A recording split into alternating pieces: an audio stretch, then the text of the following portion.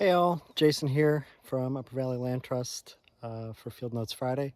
This week we are out at the Bear Pond Natural Area in Canaan, and we're going to talk about how to tell the difference between three common pine trees you may find in the Upper Valley: white pine, red pine, and then Scots pine.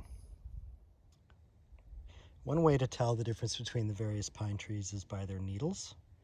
And here we have examples of the needles of each type of pine tree.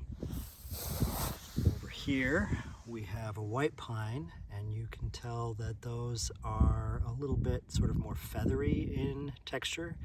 They've got somewhat longer needles than a Scots pine, but shorter needles than a red pine often. But overall texture pretty feathery. Next here we have Scots pine, and the overall texture of the needles on these pines is more coarse. And to me, this has the general appearance of like a bottle brush. That's really what I think of when I think of looking at a Scots pine. And then the next one over here, this is a red pine, and it is has longer needles generally than the other two, and I suppose bushier and more full than the other two as well.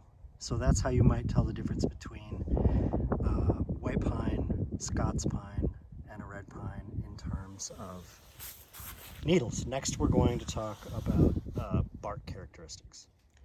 All right, in the area of Bear Pond that I'm at today, mostly we have younger white pines, and on younger white pines the bark is relatively smooth, as you see here, as opposed to the other two species, which are much more scaly and coarse-barked throughout their life.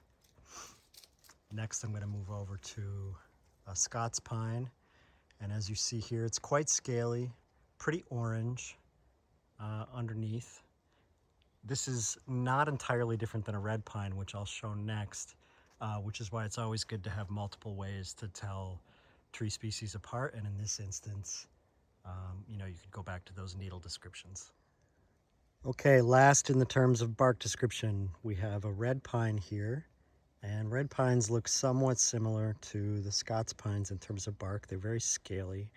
One of the differences is that red pines are the bark is very flaky. You can kind of see it's quite easy to peel off the bark here.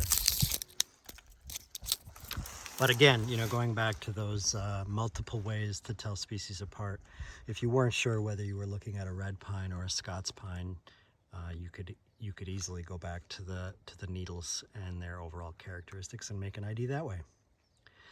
Okay, I hope this has been helpful. Red pines, white pines, and Scots pines out at Bear Pond Conservation Area. Thanks, everybody. Take care.